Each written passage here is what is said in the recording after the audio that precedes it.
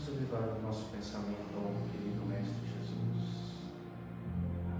Vamos agradecer aos Espíritos amigos mais uma vez pela oportunidade da conversa, do estudo, pela oportunidade da troca com os nossos amigos, companheiros de trabalho, deste plano e do outro plano da vida. Que possamos, Senhor, nesse momento do estudo, ampliar a nossa capacidade de concentração, de entendimento, para envolver as melhores vibrações que pudermos trazer para este momento nos nossos corações e aproveitarmos a oportunidade sublime de falarmos das verdades do Espírito que nos dizem respeito, que nos abrem a possibilidade do crescimento e da transformação. Que Jesus esteja conosco neste instante singelo, mas verdadeiro. Muito obrigado, Senhor. Que assim seja. Bem, a tarefa hoje é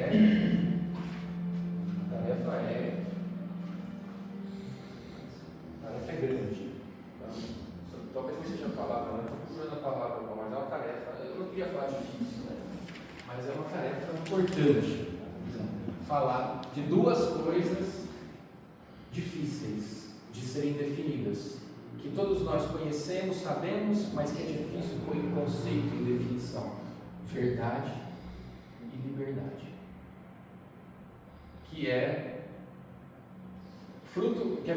objeto de filosofias ao longo de toda a história da humanidade. Que é liberdade? É fazer o que eu quero? Que é verdade? São duas coisas que nós sabemos, mas não sabemos, que é difícil definir, é difícil o intelecto apreender essas duas coisas. E o Cristo nos fala das duas de uma maneira que todos nós conhecemos, já ouvimos falar. Conhecereis a verdade, e a verdade nos libertará. Então a tarefa hoje é grande, é profunda. E é muito bacana porque está no Evangelho de João, né? Como talvez não poderia deixar de ser. Que é talvez o mais profundo, talvez não enigmático, não é a palavra certa dos Evangelhos, mas aquele que traz talvez as frases mais profundas, acho que é a palavra certa. Mas vamos lá. O capítulo 8, então. Vamos lá. Em que contexto que o Cristo fala isso? Disseram-lhe, pois, quem és tu? Jesus lhes disse, isso mesmo que já desde o princípio vos disse. Ele vinha explicando, nos anteriores, mas tudo bem. Muito tenho que dizer e julgar de vós, mas aquele que me enviou é verdadeiro, e o que dele tenho ouvido, isso falo ao mundo. Mas não entenderam que eles lhe falavam do Pai, né? Ele estava falando de Deus, óbvio, mas não entenderam. Como eles não entenderam, disse-lhe, pois, Jesus, disse-lhes, quando levantardes o Filho do Homem, então conhecereis quem eu sou, e que nada faço por mim mesmo, mas estas coisas falo como meu Pai me ensinou. A conexão com Deus tão estreita que há quem acredite que são uma e a mesma coisa, mas é o Pai e o Filho, mas uma conexão profunda, porque o Cristo vive, fala, manifesta daquilo que ele, entre aspas, ouve, vê de Deus, né? E aquele que me enviou está comigo. O Pai não me tem deixado só, porque eu faço sempre o que lhe agrada. Porque toda a postura do Cristo está em alinhamento com as leis divinas. Dizendo ele estas coisas, muitos creram nele. Imaginem ele falando desse jeito, com a vibração, com o texto, toda a amorosidade.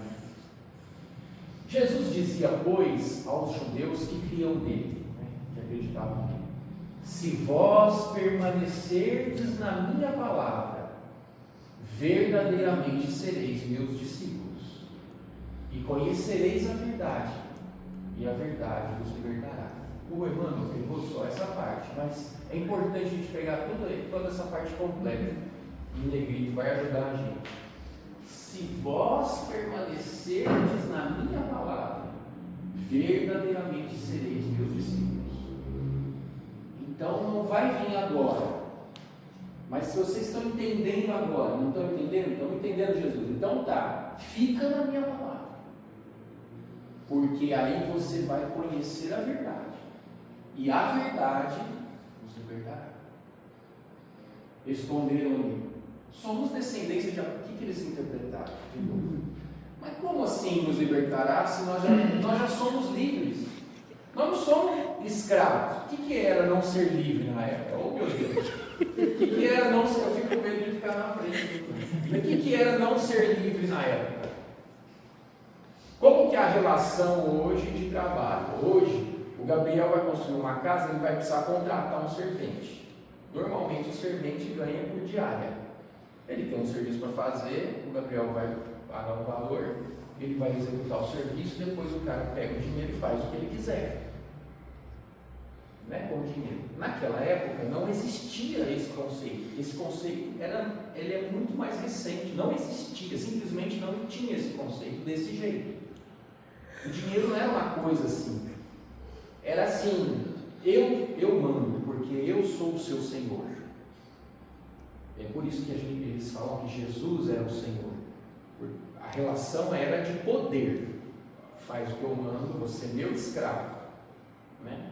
E pronto, e eu faço o que eu quiser com você, né? Então a relação era de prisão, de escravidão. Conhecereis a verdade, e a verdade vos libertará. Mas aí eles perguntam: mas como assim vai nos libertar? Então, o pensamento deles aí não captava a profundidade do que o Cristo estava querendo dizer. Responderam: somos descendência de Abraão e nunca servimos a ninguém. Ou seja, a gente nunca foi servo, né, escravo de ninguém. Nenhum outro povo nos conquistou. Embora naquele momento Roma tinha conquistado, eles eram teoricamente, né, servidores de Roma. Mas ele está dizendo assim: como assim? Como dizes tu, sereis livres? E aí Jesus explicou de novo, pacientemente, né? Em verdade vos digo que todo aquele que comete pecado é servo, é prisioneiro do pecado. Aí, provavelmente alguns entenderam, outros não. Mas olha como Cristo explicou: conhecereis a verdade, e a verdade vos libertará. Mas como assim? Nós já somos livres? Não, vocês não são livres. Porque aquele que comete o pecado, aquele que tem as suas imperfeições, que comete os erros ainda, nós somos escravos do pecado, das imperfeições. E é disso que a verdade vai libertar. Então, obviamente, Jesus não está falando de prisão espiritual, não está falando de prisão de grade física, está falando de prisão e libertação espiritual. Se ele era a verdade encarnada e ele foi preso, crucificado, então como assim vai ser livre? Porque a liberdade que ele está falando não é essa, é outra, né?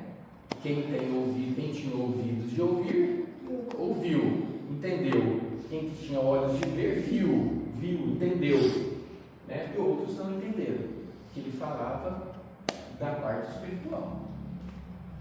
Então, se a verdade nos libertará, o que está nos prendendo? O pecado, como ele está falando, o erro, a imperfeição.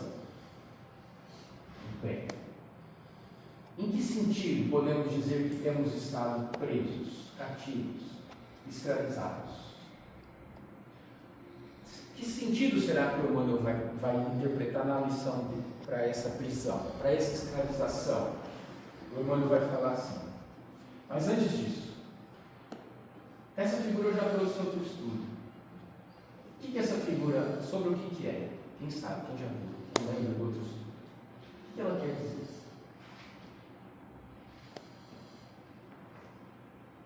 Gabriel, você já viu uma planta de casa? Já viu uma planta de casa? Uma planta do quê? De casa, uma planta de uma construção. Planta. Projeto. Planta. Construção. Não é a planta de plantar no jardim. Begônia. Não. Nem a planta da casa. Várias. Tem gente que olha a planta e já imagina a casa, vê tudo, enxerga aqui, vai entrar lá, lá. Alguns têm mais facilidade, outros não. Lá na empresa a gente trabalha muito com desenhos. E você nunca desenha, dificilmente, às vezes desenha. Por exemplo, vamos supor que a peça seja assim. Um cilindro. Aí você desenha, no desenho, para desenhar, você não desenha um cilindro. Você desenha assim e assim. Aí tem gente que olha, esquece o cilindro, faz quanto que eu não estou mostrando. Eu não tenho como fazer isso aqui. Tudo bem. Mas só para facilitar. Né? Esquece aqui. Quem olhar só aquela parte, aquela sombra do cilindro, tá vendo que lá é a sombra olhando? Se você olhar de cá o cilindro, tem gente que olha, aí o cara vai olhar o desenho e falar, isso é um quadrado. Não, não é um quadrado, amigão, é um cilindro. Como cilindro? É um quadrado. E o outro olha lá, fala assim, não é nada disso. Vocês estão tudo errado, nem é cilindro, nem é quadrado. É um círculo. E aquele que fala que é quadrado está mentindo? Está fora da verdade? Não. E aquele que diz que é um círculo está fora da verdade? Qual que é a diferença dos dois? O ponto de vista. O ponto de vista. Então o Emmanuel vai falar na lição que o que nos escraviza muitas vezes é eu considero o ponto de vista como a verdade, com V maiúsculo. E me esqueço que tudo aquilo que eu acredito é só o meu ponto de vista. Mas a gente sabe que a nossa verdade não é absoluta. Sabe? Isso é tão sério que foi Mas usado. isso é uma informação ou é um saber? Eu acho que é um saber. Eu acho que é uma informação. Sabe por quê? Foi usada até na propaganda política essa frase. Propaganda presidencial. Conhecereis a verdade vos libertará, como se a verdade daquele candidato fosse libertar. É Então, porque então, um pode falava, do outro. um falava que era quadrado e o Então, outro não é dizia que era redondo. absoluta. É a verdade relativa. Sim, É mas relativa. qual é o problema então? Qual é o problema? O problema é quando eu tomo a minha verdade com V minúsculo Sim. como absoluto. Embora o que eu estou falando não é quadrado, não é mentira, mas é um aspecto da verdade, é um ponto de vista. E nós aqui estamos vendo e podemos afirmar, não, a verdade é que é um cilindro, certo? E se é outro ponto de vista que está escondido aqui nesse desenho, nessa sala? Até o século XX, todo cientista físico diria absolutamente o tempo e o espaço são absolutos. Aí veio um doido lá, o Einstein, e falou, não é assim não. Aí ele falou, você está maluco? Como não? É a mesma coisa. Aí ele falou que os dois estão conectados, e quando você via um como absoluto, o outro como absoluto, não é nada disso. São relativos a algo muito maior. O espaço-tempo é uma coisa só e é relativo. A única coisa que existe de absoluto, até então, é a velocidade da luz, que nunca mudava em nenhum ponto de referência. E a luz não é matéria. E ninguém sabe direito o que é. Massa, né? Mas tudo bem. O que eu quero dizer é o seguinte, só que é o seguinte, na vida prática, ou eu tenho as minhas verdades ou eu não consigo viver.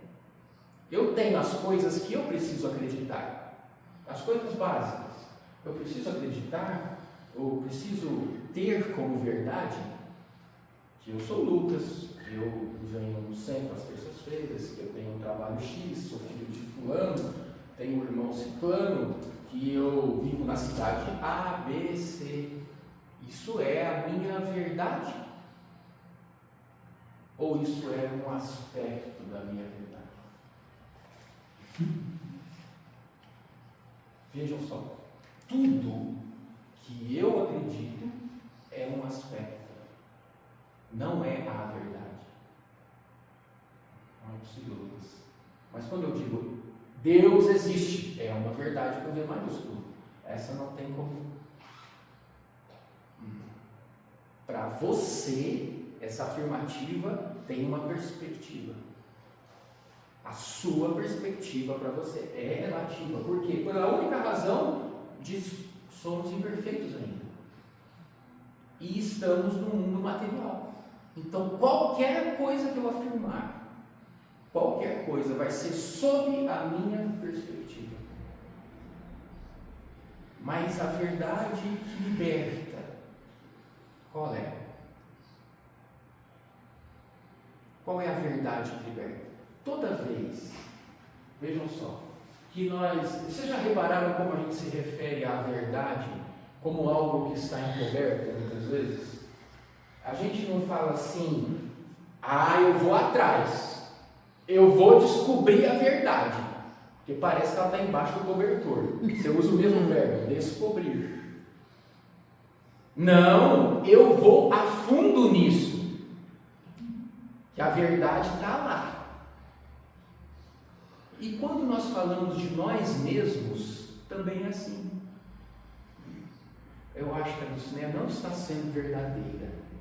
Ela está escondendo, embaixo do cobertor, alguma coisa. Parece que a verdade está sempre atrás, ou no fundo, ou encoberta. Parece que a verdade nunca está na casca, ela está na essência. Parece não, é assim mesmo. Por quê? Porque, invariavelmente, a gente olha para alguma coisa e vai ver um aspecto só.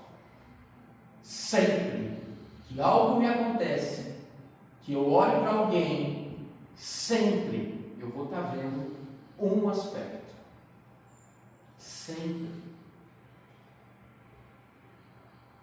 Por quê? Porque eu sou um espírito imperfeito, natural isso. Estou encarnado num mundo material, relativo. Então, tudo quanto eu tenho como aquilo que eu estou vendo é do meu ponto de vista.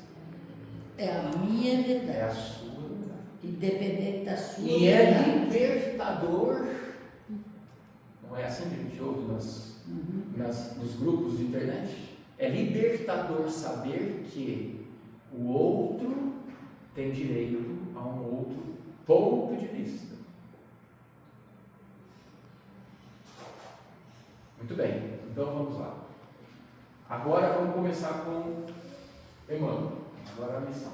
A palavra do Mestre é clara e segura. Não seremos libertados pelos aspectos da verdade, ou pelas verdades provisórias, de que sejamos detentores no círculo das afirmações apaixonadas a que nos inclinemos. Apaixonados por quê? Na hora que eu estava falando, eu me meti a responder a pergunta dela, da Giovana, que era muito boa. Por que será que alguns, ao verem, ou descobrirem, ou tomarem contato com a realidade do mundo espiritual, negam, ou não entendem e tal? Porque tem um aspecto emocional, não foi a resposta do Miramês, né? Tem alguma coisa ali dentro que ele está negando, que ele quer evitar. Porque a verdade não é algo que está atrás, no fundo, lá dentro. Lá no fundo, a consciência sabe que ele é um espírito imortal, que tem algo de verdade naquilo lá.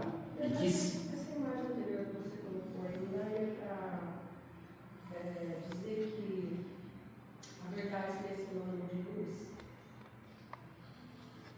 sentido de que é luz no sentido de que toda vez que você enxerga algo que você não estava vendo, você jogou luz. Clareia. É uma metáfora, é uma comparação com algo material, né? Se a gente entrar nessa sala com a luz apagada, você começa a descobrir a verdade, entre aspas. Você vai tateando, você vai, aqui tem uma cadeira, aqui tem outra, esse chão é plano, aí você passa assim, fala, deve ser um piso quadrado. Você consegue descobrir muita coisa. Se você ficar muito tempo aqui, você vai descobrir vários aspectos dessa sala. Mas de repente vem alguém e acende a luz e fala, cara, sabia que era uma cadeira dessas de plástico com 4 perninhas, você sabia. Então a luz representa a claridade que faz eu ver, que é aquela coisa que o Espírito tem quando ele olha para alguma coisa e sente, agora eu sei, agora eu entendi, agora eu vi, agora eu enxerguei. É isso, né? Mas ainda assim, se a gente fosse mais fundo e começasse a usar microscópio para ver as bactérias que estão na sala, fizesse uma análise do ar para ver que tipos de contaminantes tem aqui, se a gente fizesse um estudo das ondas sonoras para ver a acústica do ambiente, se a gente percebesse o plano espiritual que está aqui presente, nós íamos descobrir outros aspectos da verdade. Nós íamos descobrir outros pontos de vista. O problema é que o Emmanuel está falando que a gente se prende apaixonadamente num único ponto de vista. E o que a gente faz conosco mesmo quando faz isso? Fica preso. Não é isso que você quer? Ficar preso num ponto de vista? Pronto. O mundo é quadrado e eu já sei que o mundo é quadrado, para mim tá bom, não preciso aprender mais nada. Vera, o mundo é redondo. Não, isso é quadrado. Mas Vera, é redondo, é quadrado. Então tá bom, pela nossa amizade, vamos continuar convivendo bem, pelo menos. Eu não quero ter razão, mas quero ter paz, né? Não é essa que o povo fala no dia a dia aí. Mas há aqueles que vão brigar por isso. Verdadeiras guerras acontecem por isso. Então é melhor a gente ter consciência da nossa pequenez, porque isso é verdade. Sou pequeno. O Chico não falava que ele era um cisco, e a gente falava, nossa senhora, que falta de auto-amor. Não, porque a humildade verdadeira é reconhecer-se como se é, nem menos, nem mais. Então a nossa visão é muito tacanha, por mais que eu tenha estudado, ela é só um ponto de vista. Kardec falava isso sobre as mensagens recebidas dos Espíritos. O Espírito falava que era isso, que era aquilo, que vinha aí, que aquilo outro ia acontecer. Ele falava, não, reconheça em toda a mensagem do Espírito desencarnado apenas um ponto de vista de um Espírito que era encarnado e desencarnou. E aí, o que ele usou então como critério para criar as obras básicas? A universalidade do ensino dos Espíritos. Se esse fala, que ele fala também, esse aqui fala, e é um negócio que faz sentido, então deve ser verdade. Porque não é só um aspecto. Um Espírito fala é redondo, o outro fala, ou não fala, vem aqui e fala, como que é o plano espiritual para você? O plano espiritual para mim é horrível. É escuro, eu não enxergo nada, tem mau cheiro, eu quero voltar para a terra. E o outro fala assim, é lindo, aqui as luzes são diferentes, eu sinto a vibração das pessoas. Os dois estão falando do mesmo cilindro, sobre um aspecto e sobre outro aspecto. E nenhum dos dois está mentindo. É a vivência de cada um. Mas a verdade que o Cristo nos convida a viver, é a verdade que alguns espíritos eminentes, vamos falar assim, já perceberam. Mas vamos seguir aqui. Muitos em política, filosofia, ciência e religião se afeiçoam a certos ângulos da verdade e transformam a própria vida numa trincheira de luta. A trincheira, né? Era aqueles buracos que se faziam nas batalhas, nas guerras, para você se esconder do outro. Então o cara faz uma trincheira para defender o seu ponto de vista. Né? Aí, por exemplo, Lá no bairro aconteceram alguns roubos ou furtos, quando não tem furtos. Aí levantam-se algumas vozes no grupo do bairro. É por isso que tem que ter pena de morte. Né? O cara levanta a trincheira e defende o ponto de vista dele, que é um aspecto muito restrito e não consegue enxergar o criminoso, que ele é um criminoso, como um espírito em evolução, um irmão nosso num momento difícil. Seria um absurdo falar isso no grupo do bairro, né? Eu seria banido, mas não é um aspecto da verdade? Sim. Então, trincheiras de lutas desesperadas, a pretexto de defendê-la, quando não passam de prisioneiros do ponto de vista. Então, o Cristo veio nos libertar, ou melhor, ele veio nos trazer a verdade que nos liberta do ponto de vista, que nós nem achamos que somos escravos dele. Tamanha a nossa cegueira. Porque eu realmente acho, enganadamente, que eu tenho a verdade. Os outros é que estão errados.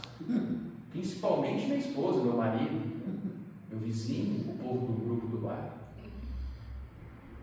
Eu tenho a verdade. É isso que cada um de nós muitas vezes acha. Muitas vezes não. Só que nós somos, na verdade, prisioneiros. No sentido de que, em que sentido nós somos prisioneiros? No sentido de que eu não consigo pensar nada além daquele ponto de vista. E veja, o pensamento não é tudo. Para o Espírito, não é o pensamento que liberta, que transforma, que age. Se o pensamento está enquadrado, eu estou preso, parado, prisioneiro, escravizado. Eu não ando. E eu nasci para evoluir. E aí eu não ando. Se eu nasci para evoluir e não ando, o que eu sinto? Dor. Porque eu estou escravizado a um ponto de vista fechado. Então, pai, é por isso que eu tenho que estudar, é por isso que eu tenho que ser confrontado nas relações pessoais pelo chefe mandão, pelo adolescente meu filho revoltado. É por isso que eu tenho que lidar com o vizinho difícil, porque isso bota em xeque os pontos de vista diferentes e faz com que eu quebre a persona. Porque se eu deixar para crescer só estudando e fazendo a caridade de boa vontade, cresce, mas muito devagar. Muito devagar. Então tem que ter conflito para pôr em xeque aquilo que você acredita. O meu irmão, desde os 4 anos de idade, não pode fazer isso. Você que manda. Ele mal sabia, tinha aprendido a falar direito e falava assim: é você que manda? Coitada, reconstruir tudo que ela acreditava ser mãe, toda essa verdade. A gente está rindo, mas é dolorido. É dolorido. Mas nós escolhemos essa configuração difícil justamente pelo potencial que ela tem de quebrar essas visões e de nos libertar do ponto de vista. Quem ama, não manda. Conduz, educa, auxilia, perdoa, sofre junto, sacrifica. Essa é a verdade que liberta. Então, por isso Jesus falou: permanecei na verdade. Melhor dizendo, ele fala: permanecei nos meus ensinamentos e conhecereis a verdade, e a verdade os libertará.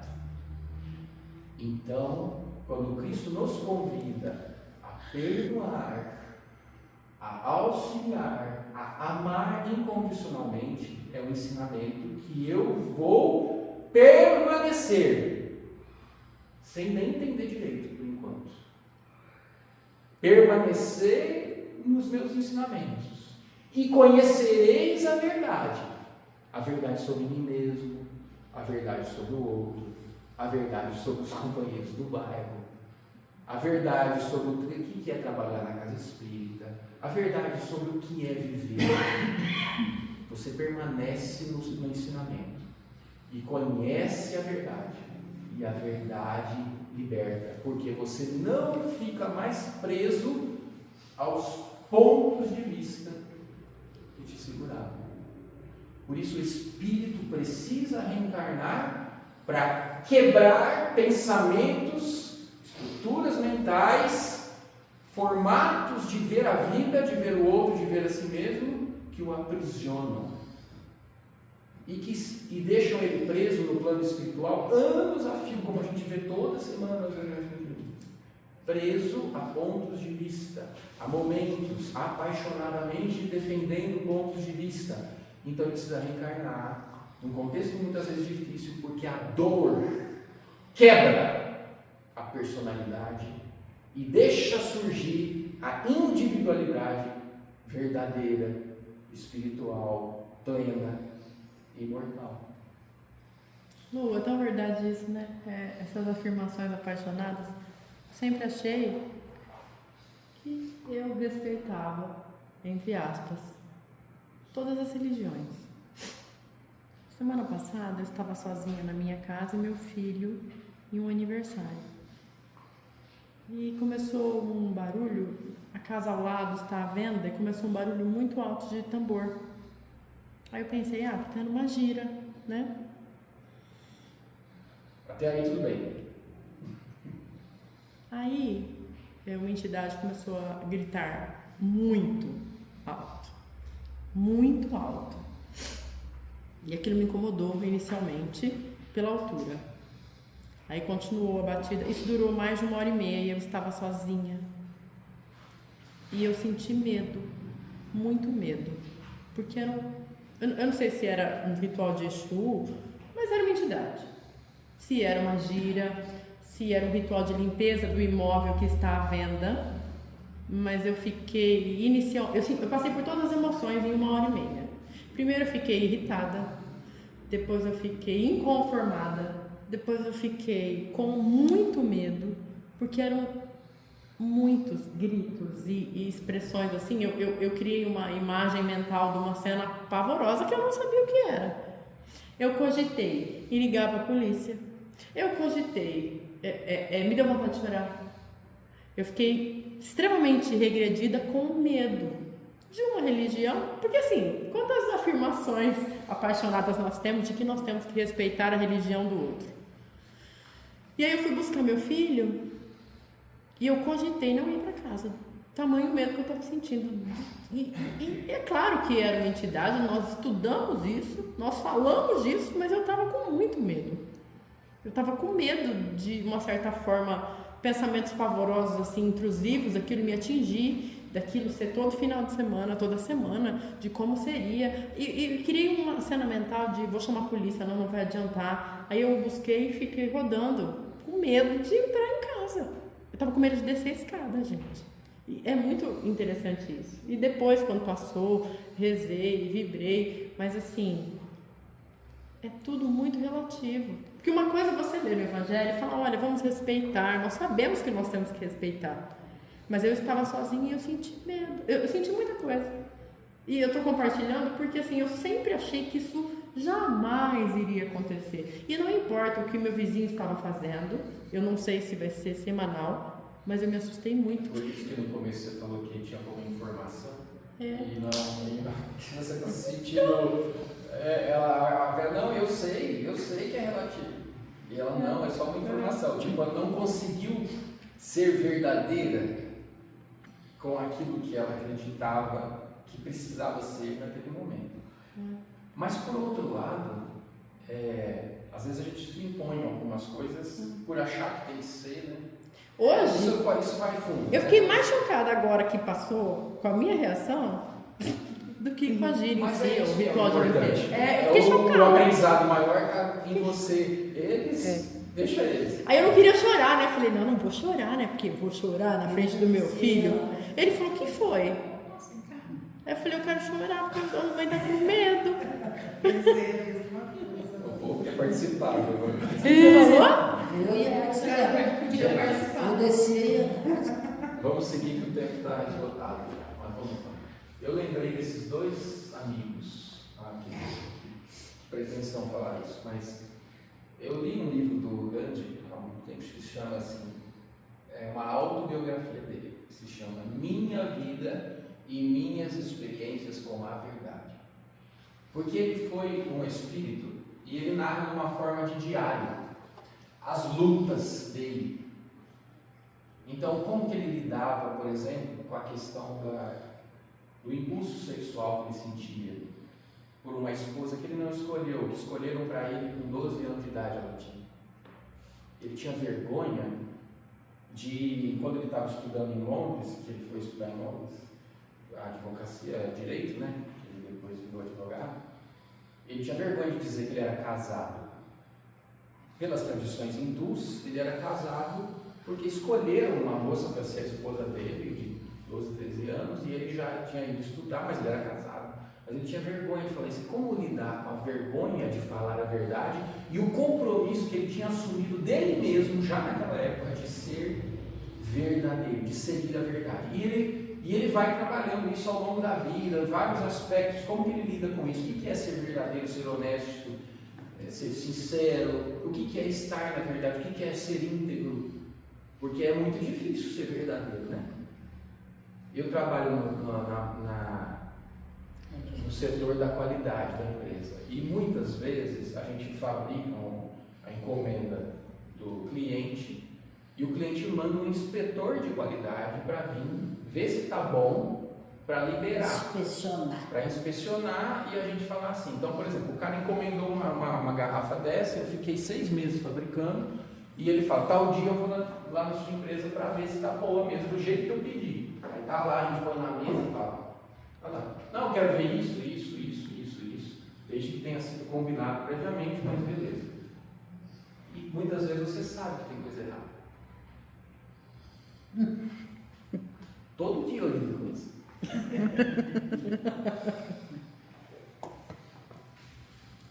Todo dia. E você fala, não fala? Porque tem, muitas vezes, tem milhares de reais envolvidos. Milhares. Ou às vezes, até não é grave, mas pode atrasar. E aí o dinheiro vai entrar, vai entrar atrasado. Como ser verdadeiro na vida?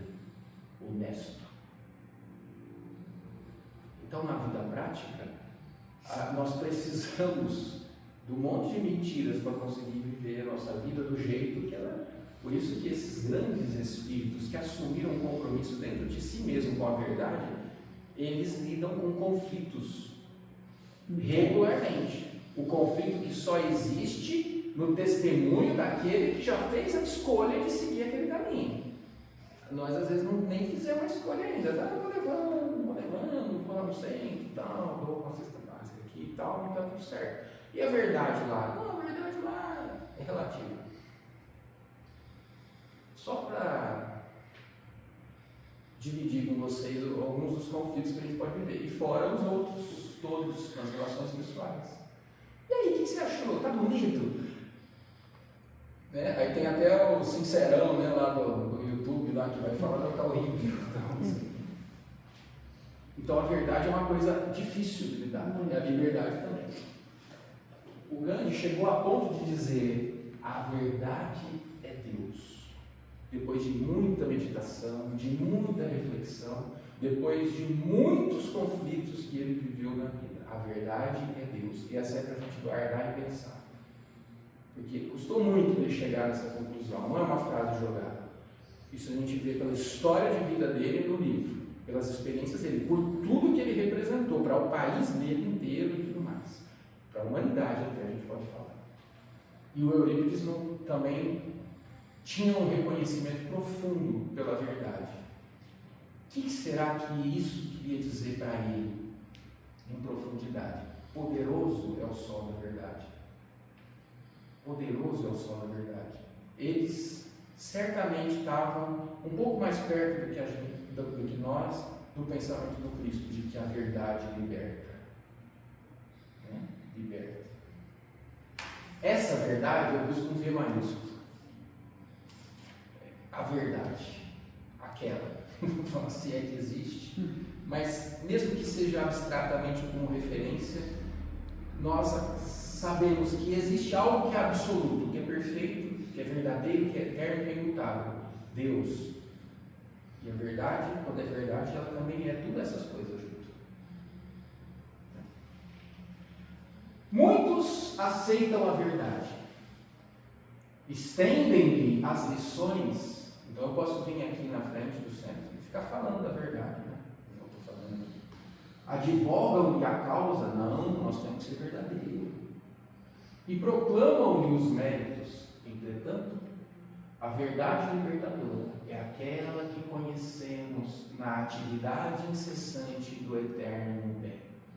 Não é essa verdade que eu comunico por palavras, é a verdade que eu conheço no exercício do eterno bem. Por isso, talvez, Paulo falou, é só o amor que conhece o que é verdade. Então, é profundo pra caramba esse negócio. É muito profundo para a gente pensar. E aqui, penetrá-la é compreender as obrigações que nos competem. É impossível entrar em contato com a verdade e aquilo não dar um senso de dever, de consciência, daquilo que eu preciso fazer. Ser verdadeiro consigo mesmo, encontrar-se com a verdade, é compreender as obrigações que nos competem. E essa verdade que nós conhecemos na atividade incessante do eterno bem. Não essa que a gente lê no livro, aquela que a gente experimenta. Por isso que o Cristo falou lá no começo. Lá no começo. Se vós permanecerdes na minha palavra, verdadeiramente sereis meus discípulos e conhecereis a verdade. E a verdade nos libertará. Por isso que o Emmanuel está falando que é a verdade conhecida na ação do bem. Não é a verdade do livro, não é a verdade da palestra, é a verdade vivida. Discerni-la é renovar o próprio entendimento, claro, porque eu saio do ponto de vista e amplio a minha capacidade de compreensão e converter a existência num campo de responsabilidade. Vera, você não está entendendo. Eu sou um espírito. Eu não sou um corpo que nasce aqui e morre aqui no berço do túmulo. Não, eu sou um espírito.